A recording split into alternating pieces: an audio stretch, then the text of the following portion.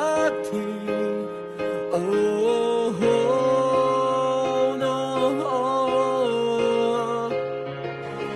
แต่วันอะไรฉันมันก็เมาอย่างหมาจะทำอะไรกับใครที่ไหนก็ไม่เคยโทรไปหาไม่เคยทำให้สบายใจตั้งแต่เราได้กันมาชาเย็นและเย็นชาผิดนัดผิดเวลาบ่อยๆติดเพื่อน1,000แล้ววันจะกลับบ้านก็ดึกดื่นจะเลิกออกตอนกลางคืนเนี่ยจะไม่คืนทั้งเธอหน่อยขอโทษที่ไม่คำนึงไม่เคยนึกถึงว่าใครคอยจะกลับไปดูละครกับเธอแล้วเลิกเป็นเพลย์บอยรู้แล้วว่าเธอนั้นดีขนาดไหนที่ละเลยละเมินเธอจะยกโทษให้ได้ไหมไม่ได้เรื่องจริงๆที่ปล่อยทิ้งเธอสั่งกระตายอยู่ในห้องคนเดียวเงาแล้วก็ไม่รู้จะกลับเมื่อไรดึกดื่นกลับมาก็เจอข้าวต้มและไข่ไก่ขอบใจที่เธอยังทนนั่งซักถุงเท้ากางเกงในจะตอบแทนด้วยสิ่งหนึ่งในกล่องแดงๆที่ซื้อมาใหม่ให้นิ้วหน้าข้างซ้ายเธอแต่งงานกันนะคนดีโอ้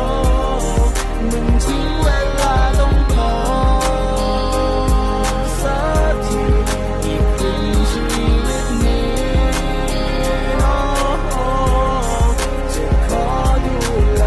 เธอฉันรู้ว่าเธอจะล้าเหนื่อยใจในการกระทำนั้นหลายครั้งเธอมีน้ำตาเพราะฉันมันดีแต่เกเรสร้างแต่ปัญหาจนใครๆกันนินทาว่าเธอยังไหวอยู่ได้ยังไงจับใจว่านอกใจก็ปาดน้ำตาแล้วให้อภัยเริ่มใหม่ตั้งกี่ครั้งก็ผิดหวังไม่รู้เท่าไรไม่เคยจะแคร์และไม่เคยจะสนใจเลวบันไลเธอยังไม่เคยจะทิ้งกันไปเอาจริงฉันไม่ได้เล่นหรอกนะนัดที่บ้านเอาไว้แล้วฉันจะเข้าไปหาจะไปขอตรงๆให้มันชัดไปเลยจะแต่งหรือว่าตายก็ให้มันวัดไปเลยนักเลงคนนี้ที่พ่อเธอเกลียดขี้เมาคนนี้ที่แม่เธอไล่มีแต่ลูกสาวผมขอบวชให้ถ้าศึกมาแล้วจะให้แต่งกันไหมลองแต่งงานกันนะคนดีโอ้มันถึงเวลาต้องขอสักทีอีกครึ่งชีวิตนี้โอ้จะขอดูแล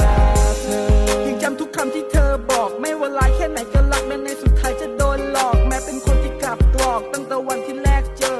เจ็บแล้วจำเป็นคนเจ็บแล้วทนเป็นคนที่รักเธอตอนแรกที่ฟังก็คิดว่าเธอคงละเมอพร่ำเพ้อนำเน่าและคิดว่าเธอคงใจง่ายดูเพลินๆใจเธอเบาเหมือนปุ้ยไฟแต่ลึกๆเธอหนักแน่นเข้มแข็งแม้ชีวิตก็ให้ได้ไม่เคยคิดว่าจะได้เธอมาและไม่เคยคิดว่าชีวิตจะต้องมีภรรยาไม่เคยคิดว่าต้องทำในสิ่งที่ผู้ชายกลัวโซล่านตัวคือชีวิตหลังวิวาภาระหน้าที่คงถาโถมมาไม่หยุดแต่ฉันพร้อมจะแบกรับเพื่อคนที่ดีบริสุทธิ์ไม่ได้สรรเสริญให้เธอเป็นเทวดาแต่ทุกสิ่งที่เธอเป็นฉันได้เห็นมากับตาแต่งงานกันนะคนดีโอ้มันถึงเวลาต้องขอ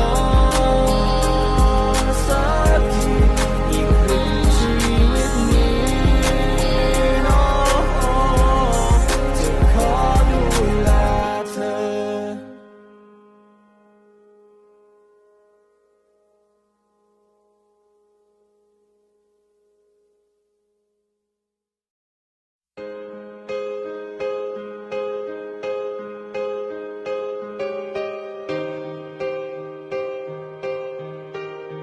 มันถึงเวลาต้องพอสักทีโอ้โห no แต่วันอะไรฉันมันก็เมาอย่างหมาจะทำอะไรกับใครที่ไหนก็ไม่เคยโทรไปหาไม่เคยทำให้สบายใจตั้งแต่เราได้กันมาชาเย็นและเย็นชาผิดนัดผิดเวลาบ่อยๆติดเพื่อน1,000แล้ววันจะกลับบ้านก็ดึกดื่นจะเลิกออกตอนกลางคืนเลยจะไม่คืนทั้งเธอหน่อยขอโทษที่ไม่คำนึงไม่เคยนึกถึงว่าใครคอยจะกลับไปดูละครกับเธอแล้วเลิกเป็นเพล